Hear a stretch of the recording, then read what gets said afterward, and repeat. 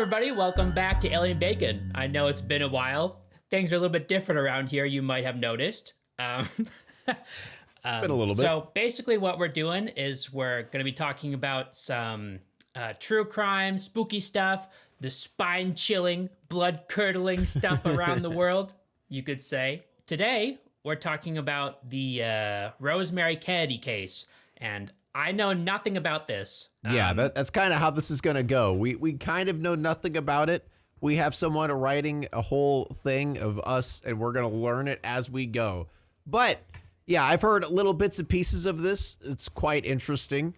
I mean, I know the Kennedys in general have a lot of weird things going on. But, yeah, this one is quite interesting. We have a writer, so we don't have to do it ourselves, so it's more like genuine reactions. Without further ado, let's begin. In 1941, a quiet disappearance occurred among one of America's most prominent families. 23-year-old socialite Rosemary Kennedy was no longer present in her family's many media appearances, and no one, not even her own siblings, saw her for 20 years. Where did Rosemary go? Her haunting story was secret to the public for over 4 decades. But to tell the tale, we gotta rewind a little bit. I like this already. Yeah. That's funny. 1918 was a year caught between the old world and the new. The streets were a mix of horse-drawn carriages and Model T Fords. Cities were bustling with industrial growth, while only a few miles away, farm life had changed little in centuries. Newspapers blared headlines of battles overseas as World War I drew to a close. Meanwhile, a faceless new threat, the Spanish flu, would infect 1/5 of the world's population and kill 50 million by the end of the year. Women taking roles left vacant by men at war began to push for greater rights. Young adults were torn between the modern age of short skirts and cigarettes and the Victorian views on their parents. In Boston, September 1918 had been the worst month of the Spanish flu epidemic so far, with all the city's doctors tied up in the crisis. It was this month that Rose Kennedy, the wife of wealthy businessman and investor Joe Kennedy, set up a home birth.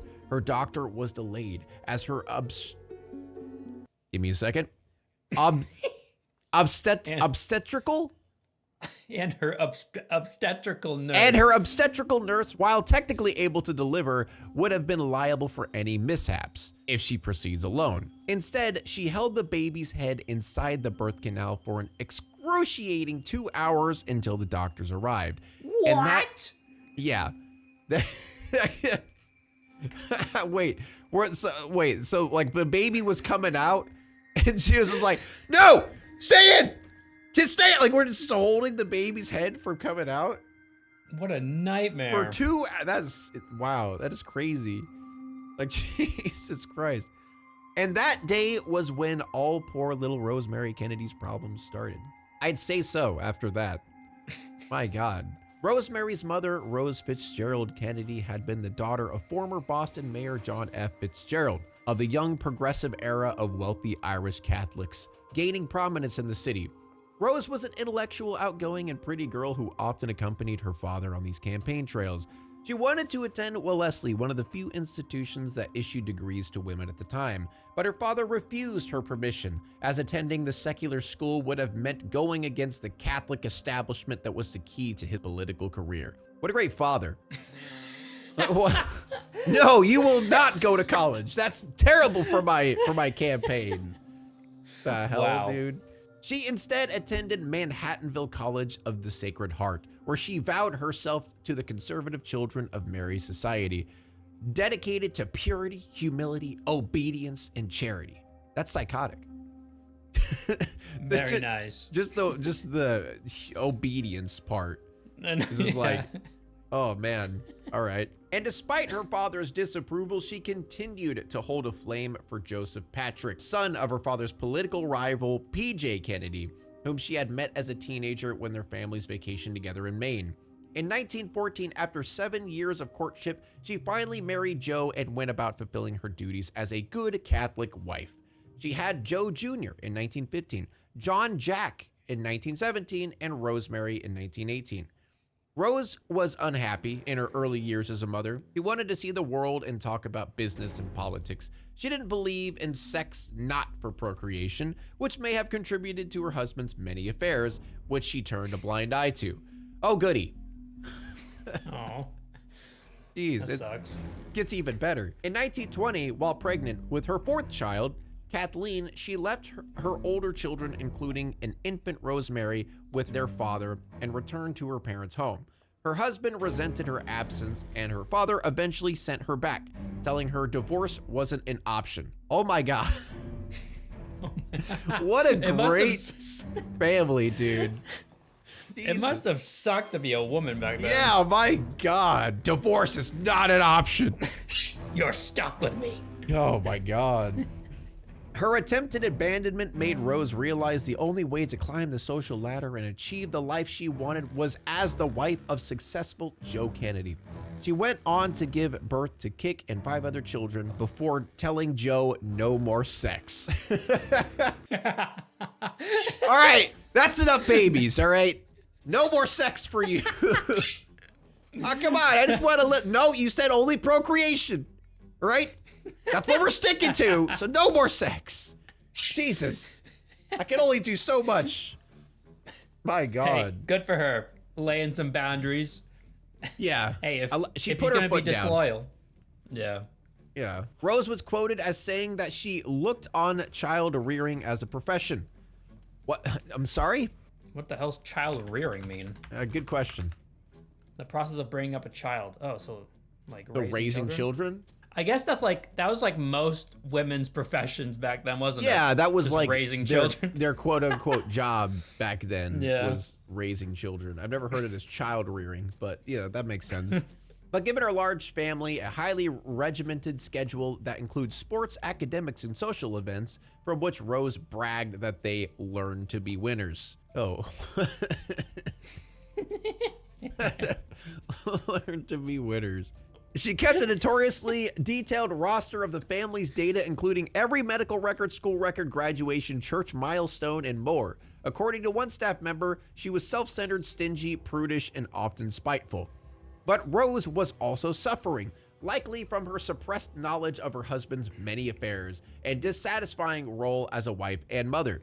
She was taking prescription tranquilizers, Seconal, Placidil, Librium, as well as Lobotil, Bentyl, Librax, and Tagamet for her stomach. Jesus Christ, bro. I feel like you mispronounced half of those. They were all perfect, all right? They were... I pronounced all of them perfect. I don't know what you're talking about. Seconal, Placidil, Lobotil, Bentyl. Dude, taking prescription tranquilizers just to deal with the fact. Oh my God, that's so sad. What a life, dude. Oh man, that is horrible. Who names this shit? By the way, like we're just gonna turn it into that, dude. I can't pronounce this shit. Can you name your stuff better? I'm struggling to pronounce this stuff. Come on, guys. What is this nonsense? For much of the upbringing of her children and throughout several family moves, Rose moved among the lace curtain Irish's most exclusive circles, sometimes facing discrimination from the city's Protestant elite, but always finding powerful allies. She never truly thrived, however, until her husband's political career took the family to London. Yeah, I do feel like a lot of this is not even about Rosemary. Like, we haven't even got to Rosemary yet, and it's been like 15 minutes. No, that's good. It's setting the stage. I guess it's true, yeah.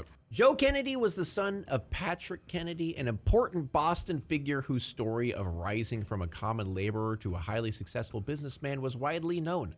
PJ served in the Massachusetts House of Representatives, and his family moved in circles of Boston's up-and-coming influential Irish Catholic political figures.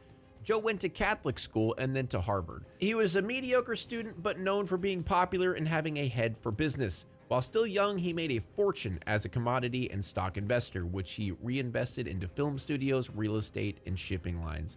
Joe did well out of the Great Depression, increasing his wealth from $4 million to $180 million. Holy shit. Dude, for back then, that is ridiculous. Yeah. Oh, it even says equivalent to $4 billion in 2023. Oh my God. He did that by putting his money in investment grade real estate. It's always real estate. and by taking advantage of broad and unregulated practices.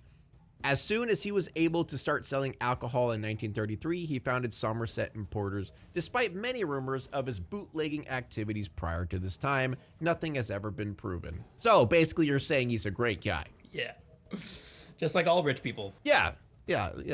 Joe has been described as cocky, larger than life, and rough, full of profanity, toothy smile, quick wit, quicker temper, ready charm with the girls, brawling, dedicated organizational skills, and the desire to be an insider in the highest circles.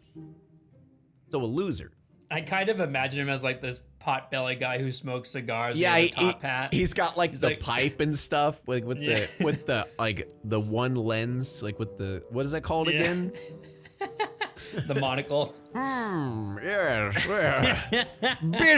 business, yes, of course. Sitting on his big pile of coins. Yes. Fetch me my cane, will you? Yes. He kept the Mustache twirl. Yeah, he's got the mustache twirl and everything. He kept the company of the theater crowd and film stars due to his business acquisitions of theaters, film studios, and radio stations. His wife said he always liked to have someone gay around him, but that What? I think he means happy. Yeah. Yeah. I mean, I need a maybe. gay man near me. I mean, maybe. No, I need a gay man near me at all times. Like, come on. I only have my most productive days when gay men are nearby. Honey, fetch me my gay man. What? How am I supposed to get any work done without my gay man? Oh, man. He turned his successful business acumen to politics in 1932 when he supported Franklin D. Roosevelt by donating a large amount of money to his presidential campaign. In turn, Roosevelt appointed him as SEC chairman, regulating Wall Street chairman of the U.S. Maritime Commission in 1938, ambassador to the UK. Due to the complications of her birth, Rosemary didn't meet the developmental milestones of a, what we would call, normal child. She was slower to walk, talk, and perform basic motor functions compared to her siblings in the bustling, ambitious household. Rose Kennedy was said to have given her special attention but did not want to acknowledge her disabilities for many years. Classic. Keeping her at home and sending her to elementary school, which she struggled with her siblings. She was highly uncoordinated and despite extensive practice, was never able to row a dinghy, sail a sailboat, play tennis, and keep up in dance classes with her siblings, tell left from right, or cut her own food.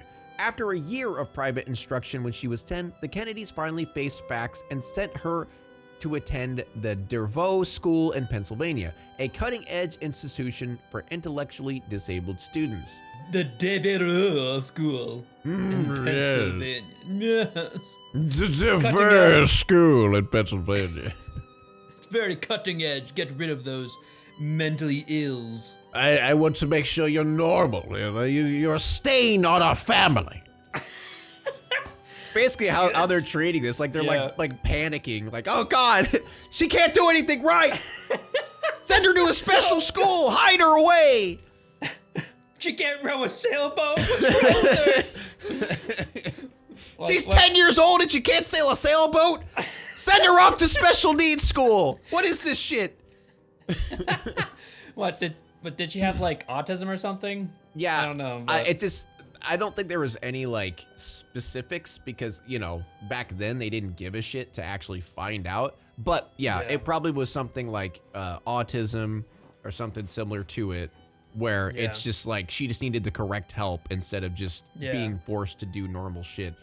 After about a year there, Rosemary had made the necessary social adjustments to live away from home, but her ongoing academic struggles caused her outbursts of impatience. Her teachers described her as having a kind and gentle disposition, and she was known to be fascinated with clothes, beauty, and pretty things as a little girl would be. Her letters to family often included detailed descriptions of what she and others were wearing, as well as love sent to her many siblings and requests for long letters in return. That's actually, so she's 10 years old. Her parents literally just sent her off to like like a completely different like area. So she doesn't even have contact with her family. Like she has to fucking write letters to her family. That is crazy. They definitely were ashamed of her in some way, and they were like, Yeah. let's let them handle this, and hopefully she'll be fixed by the time she returns. That's what it sounds like. Send her off to fixing her mental camp or something like that. Oh God, I hope when she comes back she'll be normal. Like Jesus Christ. That's so messed up. As the children became adolescents, their father took the leading role in their care. Joe was supportive, but easily upset by Rosemary's lack of progress, of course. Film star Gloria Swanson, longtime mistress of Joe, recalls an agitated phone call about the then 10-year-old Rosemary, after which Joe flew into a rage when she asked him about Rosemary's condition. Ah, okay, yeah, I see what's going on. Yeah, Joe does not like people finding out that his daughter has a mental issue. Yeah. Yep, staining the family name. What a great parent. I'm sure it only gets better, right? From here? Yeah. Yeah. Oh, yeah. Yeah. It only gets better. Don't worry, guys. It's going to end happy. He's going to turn out to be a great father. Just wait.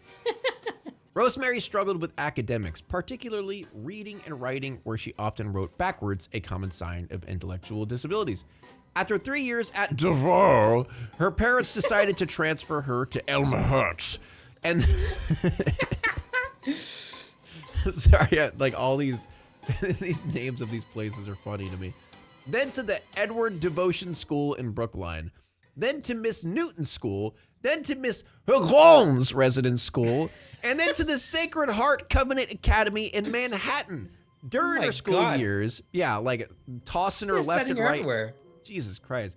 Oh, what? You didn't fix her? Let's take her over here. Still didn't fix her? Oh, let's take her over here. Like, what do you think is going to happen? It's like almost like someone who's dying of cancer and they're desperately trying to find a cure for them. But instead, this girl just has like a very normal like mental disability. Yeah, I know. Jesus Christ. During her school years, her parents engaged the help of several experts on intellectual disabilities, but to no avail.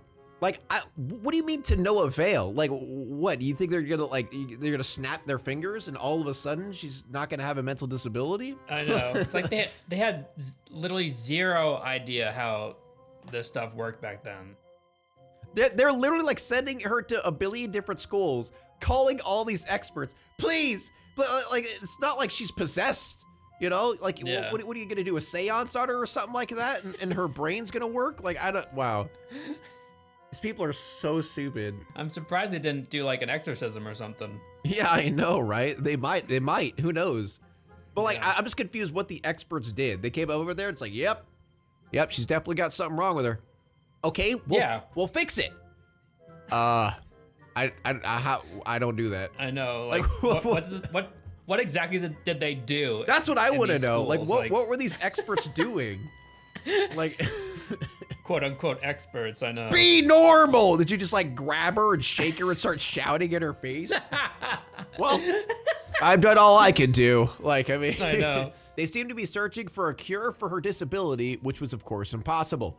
Teachers who worked extensively with her, like Miss Horrigan, found her to be a lot to handle as she needed constant supervision, which obviously makes sense. I feel like, they're exacerbating the problem as well because they're not, giving her a home or helping her at all. And so it's just making her, irritated and way worse. And that's probably why she's a lot to handle. Yeah, I mean, if you put anybody in that sort of stressful situation, they're gonna act out, like, let alone someone with a mental disability. Yeah, you're like throwing them around in like a bunch of different schools, like never gets to see her family, and like, that's crazy. Just like, cruel. Yeah, you don't even have to have an intellectual disability to be, a lot to handle when you're dealing with shit like this. Rosemary needed constant supervision because as she got older and became more aware of her situation, her mood worsened. Despite being from a rich family and having all the advantages of experts and individualized attention, the world of the 1920s and 30s wasn't kind to intellectual disabilities. I mean, yeah, definitely. I know, you don't say. Eugenics is now debunked theory based on only letting the fittest genes procreate while letting less fit genes die out. Eugenics competitors were common at state fairs. The theory was discussed in the media. It was contributing to the anti-Semitic fervor in Europe, and it certainly would have influenced the minds of the elite like the Kennedys and their powerful friends. Joe later went on to support Hitler's sterilization program, showing he was sympathetic to the theory. Intellectual and physical disabilities were one category of defectives among eugenicists. This, along with the fact that the church placed guilt on families for what went wrong with their children, made it clear. Rosemary's condition was a blight on the impeccable family. Yeah, there it is. Yeah, that's what I expected. That's what it seemed like. They're not worried about, her. They're just worried about how they look to other people. How much Rosemary knew of her parents' shame around her is unclear, but we do know that they put a lot of pressure on her to achieve in school, stay slim, appear normal in society, and act like a good Catholic girl. It's no surprise then that in her teenage years, Rosemary started to rebel. She was irked by always being accompanied by a companion and sometimes gave them the slip. She had a short attention span, low self-esteem, irritability, and depression, mood swings, and outbursts, and anxiety. I wonder why. I can only imagine why this child is feeling all of these things after you treated them like that for so long. Even a normal kid would have these feelings, I feel like. But that's what I'm saying. The majority of these problems are actually just from the parents being fucking horrible and barely anything to do with their intellectual problems. Mm-hmm. Like all of this, her acting out stuff is just because horrible parents. At age 15, she was still only achieving a 10-year-old level in school. Her parents became increasingly concerned when she grew to an age to become interested in parties, writing to them in letters about having her hair waved and her nails polished, because Rosemary was always with even the smallest compliment or attention. Her mother was concerned that boys might flatter her and put her in danger. Put her in danger. Oh, God. At the age of 20, I mean, okay, let's stop on the put her in danger thing. I think you guys have already done that. Like, you've already put her in danger throughout her entire life. Like, you threw her off to a random school in like a completely different area. You didn't even have contact with her besides writing letters. Like, you didn't even know. That's fucking crazy. The 1930s were wild, dude. At the age of 20, although the family publicly said she had graduated, Rosemary was still living at school at the Sacred Heart Covenant Academy when her father was appointed ambassador to the UK. The entire family moved to London for what would be the happiest and most normal period in Rosemary's life. During the family's 3 years in London, Rose especially thrived in her new position as ambassador's wife. She became a celebrated host and carefully orchestrated the family's activities to keep them in society's pages. They became celebrities to the British public, somewhere between film stars and royalty, and a reimagined of the modern, glamorous Catholic family. Highlights of their social achievements included a presentation of Rosemary and Kik as debutantes to the British court, a weekend at Windsor Castle with King George and Queen Elizabeth, and the coronation of Pope Pius the X11. Pius? He's Pope Pius. Pope Pius? Pope Pius. Popius? Popius? Popius? No, Popius? The Kennedy family was conscious of public perception, and they made efforts to present Rosemary as the typical member of the family. She was included in family photographs and made media appearances along with her siblings. Rose, always conscious of the family's looks, became obsessed with her children's weight during the height of their fame. Wow, that's okay. Rosemary was beautiful despite her mother's constant criticisms of her size, and her disability didn't prevent her from having social skills. Wow, what absolute great mom. Like, Jesus Christ, dude. You're fat. Like, literally the worst possible parents I could think of. Like, oh my God. Like, you're not skinny enough. Stop eating. Stop eating now. You got an almond today, and that's it. One almond, split it. Split it, save it for later. She received plenty of attention from men and began flirting freely. Rosemary also made a best friend this time, perhaps the first of her life, the 13-year-old daughter of movie star Marlene Dietrich. Dietrich? No idea. Maria Dietrich said, "Perhaps being two misfits, we felt comfortable in each other's company. We would sit in the shade, watching the calm sea." Rosemary attended a convent school run by the Sacred Heart nuns, who were familiar with her struggles from her time in U.S. schools. Instead of pushing academics, her schooling in London focused on social and moral education, maintaining proper decorum, and ensuring she could function in social settings. The quiet environment and strict routine suited her, and there was less evidence of her emotional outbursts during this time. However, these contented days weren't to last. As Hitler consolidated power in Germany and his ambitions to dominate Europe became clear, war began to look inevitable, and Joe Kennedy wasn't making himself popular. He advocated for policy of appeasement and aligned himself with British Prime Minister Neville Chamberlain, who sought to avoid conflict with Hitler by making concessions. Chamberlain resigned from his post in 1940 to be replaced by the far more confrontationist Winston Churchill. Kennedy's public stance on appeasement made Roosevelt's supporters believe him to be out of step with public consensus that Hitler's aggression had to be confronted. Kennedy also increasingly supported isolationism and was later reported by his embassy aside to frequently use anti-Semitic slurs, calling Jews, not going to say that, and stating that as a race, they stink. They spoil everything they touch. Oh my God, what a great guy. Like, I knew the Kennedys were wild, but goddamn, like being a Hitler, basically Hitler supporter, like, yikes, bro. Yikes, yeah. The final nail in the coffin for Joe Kennedy's role as ambassador was a defeatist statement he made during the Battle of Britain in November 1940, stating, "Democracy is finished in England. It may be here in the United States." The backlash he received from the Roosevelt administration, the British government, and the public put pressure on him to step down, and he resigned that year. With the war starting, he moved his family back to the US. And now we get back to Rosemary. Rosemary's behavior, which had been manageable during this time in London, became harder to control upon the family's return to the US in 1940. Rosemary was sent briefly to Ravenhill School in Pennsylvania and the St. Gertrude School of Arts and Crafts. At St. Gertrude's, Rosemary's defied the nuns and often snuck out at night. Her once innocent childlike enthusiasm for parties and fashion began to evolve into more serious social forays. It was rumored that she was seen wandering alone in the streets or attending dances. Yeah, imagine like a teenager being rebellious. Like, imagine. That would never happen nowadays. Never. No. No. It's unheard of. Teenage rebellion? Unheard of. Her parents were concerned that Rosemary's increasingly rebellious and erratic behavior could lead to a scandal in an area where sexual propriety was suspected, especially from good Catholic girls of the upper class. Oh no. Not the good Catholic girls. Oh no. I really Not hope no. So scandalous. Put those ankles away. Hide those ankles. I know.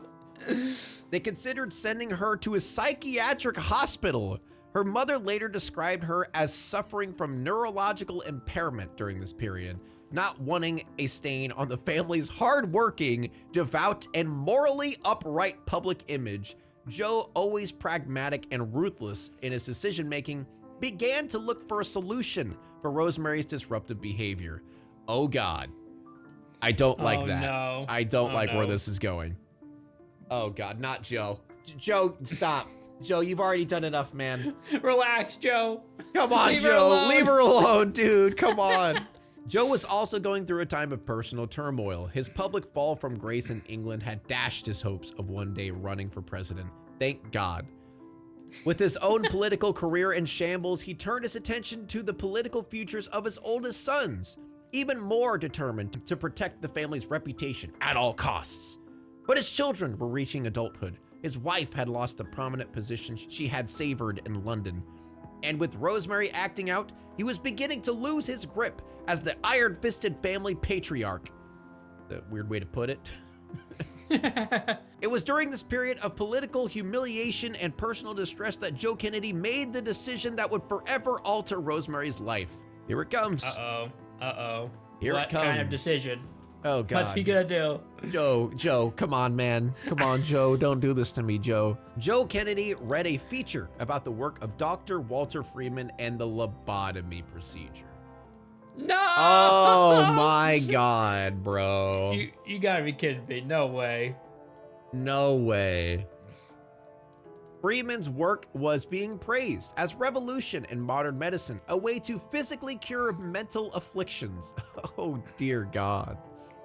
Freeman wasn't a surgeon, but lauded the lobotomy procedure as being so simple, it didn't require a surgeon. What? What? What? How? Dude, That is wow. That is crazy. Oh my god. It's so simple. It's so simple. What, you think I need to become a surgeon to dig into your brain? Like, Just come on, jam bro. a spike in their brain. They'll be fine. It's really not that hard, bro. Just give me a metal spike. I'll take care of you. I'll take care of you. What? Autism? Dink, dink, gone. You're gone. No way. No more autism. It's kind of insane to imagine a world where this was deemed like acceptable, but not only acceptable, like as a Normalized. a real treatment, like Yeah. a real treatment for this stuff. That's so fucked. Jesus Christ. His partner, Dr. James Watts, was qualified, but eventually walked away from the partnership, calling the lobotomy a brain-damaging operation. Wow, I think you should listen to the guy that actually has qualifications, you know? Yeah, I know. Jesus. Together, they fine-tuned a procedure originally invented a decade before. The procedure involved severing connections between the frontal lobes and the thalamus to control emotional and behavioral problems. Jesus, dude. That's Yeah, I'm sure that'll work. Oh, like, just imagine that shit happening now. It's like, child, you're not normal. You're acting weird. Give me a nail. I'm gonna drive into your forehead. Like, what the fuck, dude? That is, oh my god. Let's damage your brain. That'll help. Jesus. Freeman and Watt's revolutionary technique, the transorbital lobotomy, went through the patient's eye socket with an ice pick-like instrument that was tapped with a hammer, avoiding having to drill the skull. Freeman promoted lobotomy as a miracle cure for everything from depression to schizophrenia, and traveled the country performing thousands of lobotomies at mental institutions and privately. Oh my lord. Thousands? Holy shit. The fact that with thousands for depression and schizophrenia, and dude, like, oh, what, you're depressed? What, you don't want to live anymore? Dink, dink, gone. Like, do they not have like I guarantee most, if not all of those people suffered from severe brain damage. Like, how did they think this still, like, I don't know, look at his past patients and be like, oh wait, they're not well anymore. Maybe we should stop this. How the hell did it reach in the thousands? Like, you'd assume there'd be like a big upcry of. And also, this was like, you know what? This was probably like a more privatized in the elite, rich era of people. Oh my god! Yeah, you think it costs a lot of money to do it too? He probably went around, basically a scam artist, and just jamming an ice pick into people's eyeballs and calling it a miracle cure. Fucking absurd. God. Because a bunch of rich people were probably doing the same shit that Joe was doing with his daughter. It's like, I don't know what to do with this child. They're not normal. Quick, someone give me an ice pick. It's so sad that this actually happened to people. My God. Like, imagine you're just you're super depressed because of some sort of thing that happened in your life, and then someone comes to you and they're like, I've got the solution. Yeah. Guys, hear me out. Pulls out an ice pick. What if, all right, I jab this in your eye? Absurd. My God. Freeman performed 3,500 lobotomies over the course of his career, 60 to 70% of which were on female patients. Women were more, well, I mean, I guess that makes sense for back then. Women were more likely to be diagnosed with hysteria and psychosis. Oh my God, dude. No! You're talking back to me. You're being hysterical. We need to get you fixed. Talking back to a man like that. It's genuinely horrifying. And this is normal. This was like normal back then. Oh my God. Informed consent and patient autonomy weren't written into law until 1970s. In the 1940s, women's medical decisions almost always had to be signed off by a husband or a father, meaning that the majority of Freeman's patients didn't consent to the life-altering operation. Oh, life-altering or life-ending operations. Oh my God. Because at the time, 9% of lobotomy patients had died and 14% had adverse effects, but the successful cases dominated coverage of the procedure. For Joe Kennedy, Freeman's promise of curing Rosemary's violent outburst and erratic behavior seemed like a godsend to him. Wait, there's no way they were successful cases. They were probably just like not adversely affected by it. Yeah, You know? that's a successful case, is not dying and not having brain damage. But still, a 10% chance of dying.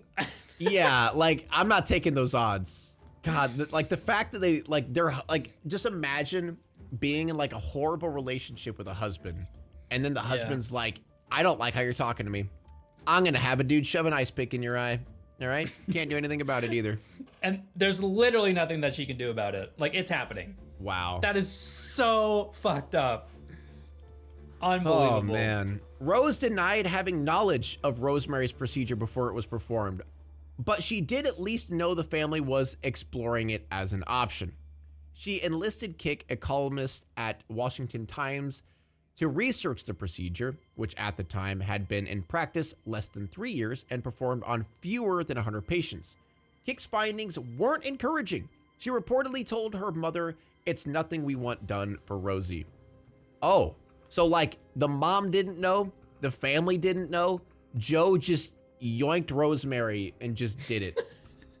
Oh my God.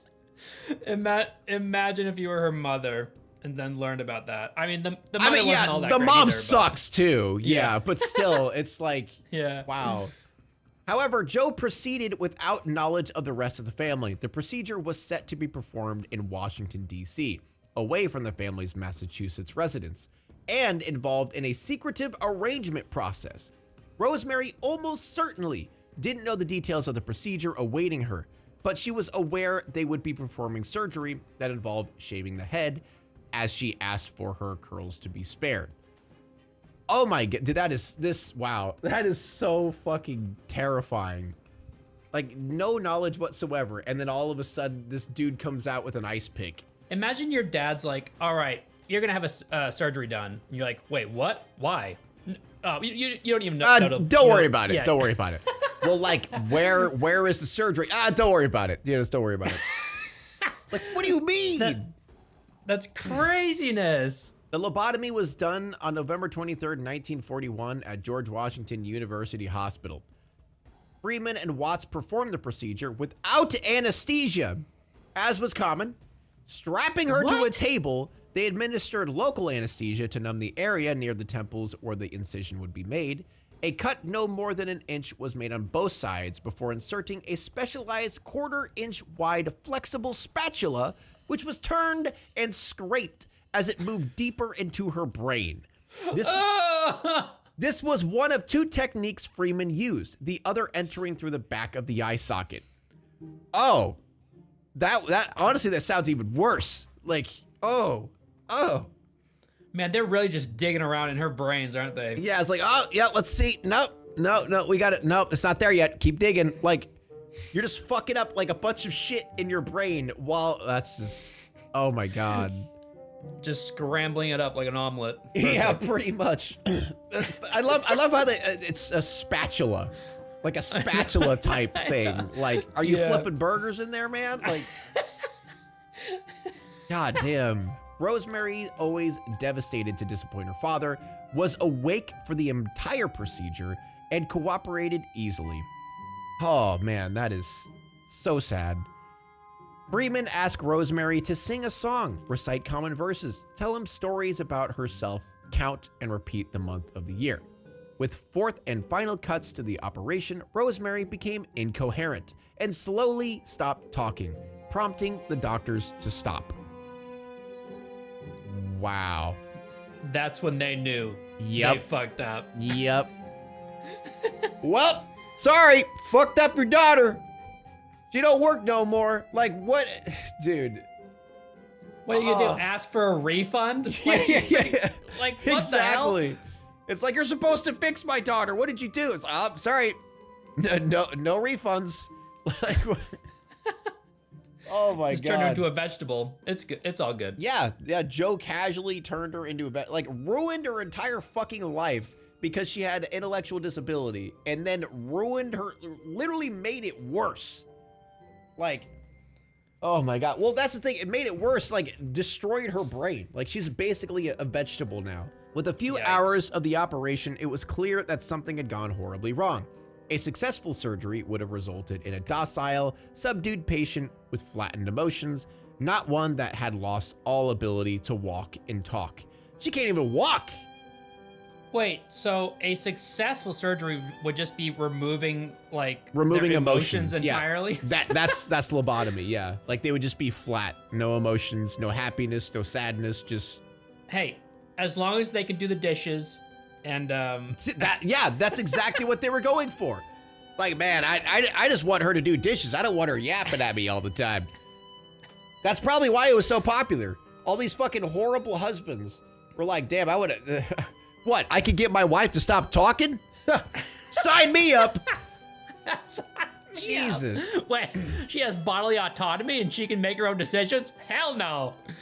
I just want her to shut up and do the dishes. Like, Jesus Christ. Scrub the floor, Marianne. God. Months of physical therapy regained some of Rosemary's mobility, but she never recovered the full use of her limbs. Always having a turned-in foot and partial use of one arm, she would always need help to feed, clean, and dress herself. And she had lost years of mental development, now performing at the level of a 2-year-old. Good job, Daddy. Great job. Great work. That's so sad. And the fact that she was probably at least somewhat aware of the fact that she's been degraded so terribly. Like she was doing fine mentally, it sounded like.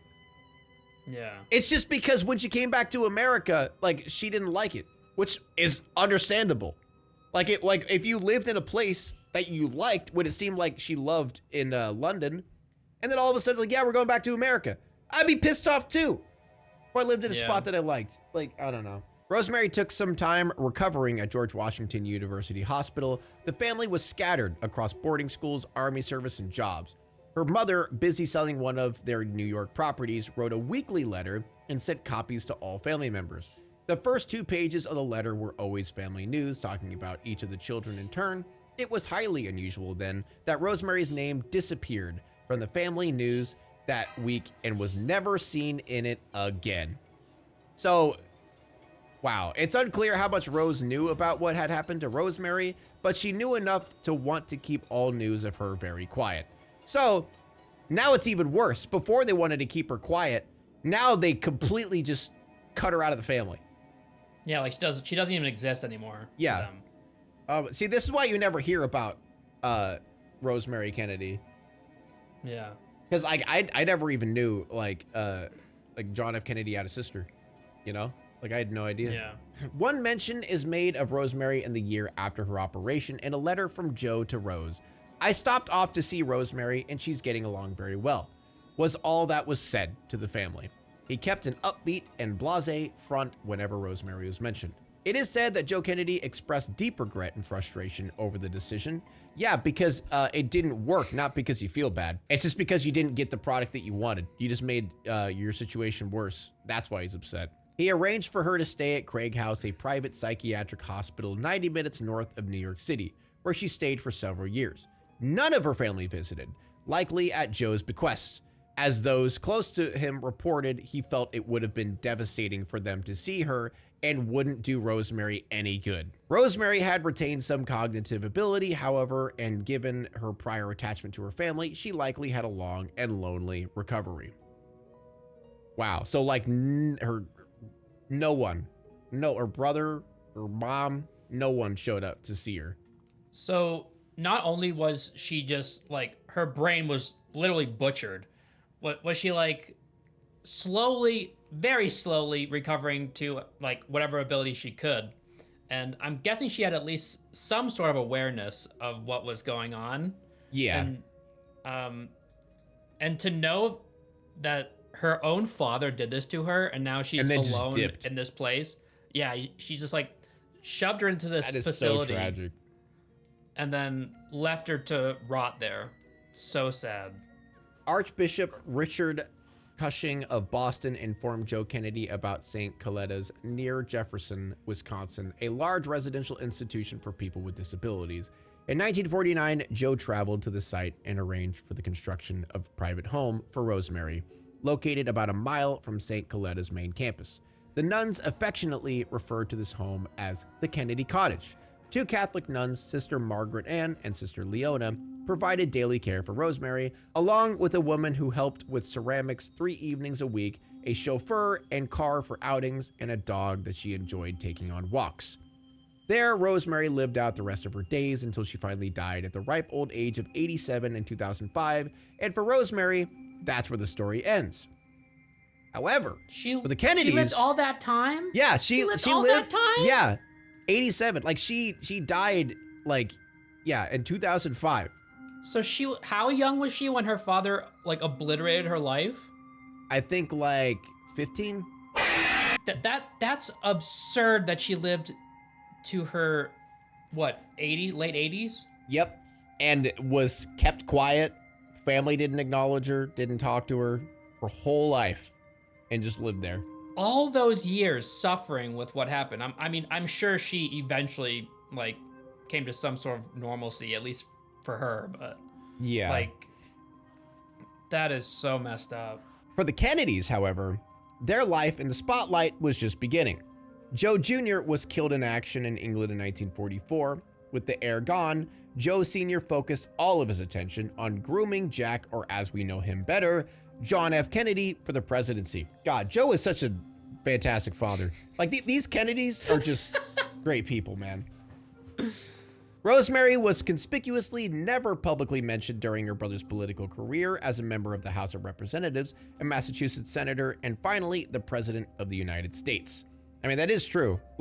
I had no clue that John F. Kennedy had a sister, and I don't think a lot of people knew that at all. I mean, until now, I had no idea about any of this. Yeah, same. So, I had no clue. Wow. That's crazy. Eunice, who was particularly close to Rosemary growing up, finally broke the family silence in 1962 article for the Saturday Evening Post. Eunice spoke about Rosemary's challenges, referring to her as mentally retarded, but made no mention of the lobotomy procedure. Oh, wow. Okay, Jesus. After the article, then President JFK began to speak publicly about the issue of intellectual disabilities, although still never mentioning Rosemary by name. He signed a landmark piece of legislation for the Maternal and Child Health and Mental Retardation Planning Amendments, which provided federal funding for research into intellectual disabilities. But you didn't visit your sister. But you never visited your sister, who isn't even what was referred to back then as mentally retarded. She was made that. She got lobotomized into that. Wow. That is so messed up. Your father did that to her. It seems like this is a very ambitious family, and they kind of tried to pretend like Rosemary didn't exist. Dude, you want to know the sad part? They're probably, I'm just guessing. They're probably using Rosemary as I'm a good person and I take care of my sister who had mental disabilities or something like that. Yeah, maybe. And the fact that he never mentioned her by name. Yep. Come on, man. So depressing. Eunice was the first to visit Rosemary in the early 1960s. Joe Kennedy Sr. suffered a stroke in 1961.